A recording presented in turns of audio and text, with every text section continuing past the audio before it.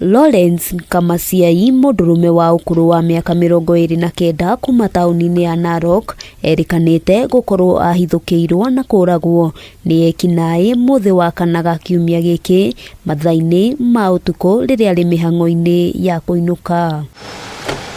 Kũringana na County Commissioner mwena ũyũ Isaac Masinde, ũthuthuria wĩgiĩ njũragano ĩno nĩ wambĩkĩtwo na gũkinyĩria rĩu andũ erĩ makuruhanĩtio na ngero ĩyo nĩ marĩkĩtie gũikio ngono.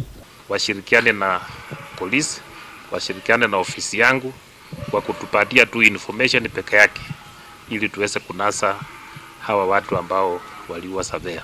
Tuhakikisha ya kwamba hiyo area imekuwa na electricity mzuri ili watu waweze kuona kama hiyo wakora. Najua mkora hapendi pahali ambapo iko wasi, wanapenda pahali iko giza. So hapo tumejua kuna giza nyingi ambayo tunataka kuhakikisha ya kwamba tumejaribu kuzuia hiyo. Masinde ona kũrĩ ũguo augĩte ũgitĩri taũni-inĩ ĩno nĩ ũthiĩte na mbere na kũgacĩrithio, kũrĩa ningĩ orĩtie mũingĩ gwĩthemana na ndeto cia mũhuhu iria ikoretwo igĩtambio nenda-inĩ cia ũkinyanĩria ciĩgemaine na ũgitĩri. Kuwe na patrols ya kuhakikisha kwamba tuna amani ya kutosha. Sasa kitendo kama hiki cha kuua mtu, an innocent person ambaye anatembea. Meona hiyo barabara ambayo inatoka kutoka Lami na kwenda hapo kwa K24, mimi nitatengeneza kama gavana, tutatengeneza hiyo kuweka maram ili watu waweze kupata nafasi ya kwenda manyumbani. Hamwe na ũguo mũingĩ ũrĩtio gwĩtĩkĩra kũhũra riboti session-inĩ ya borithi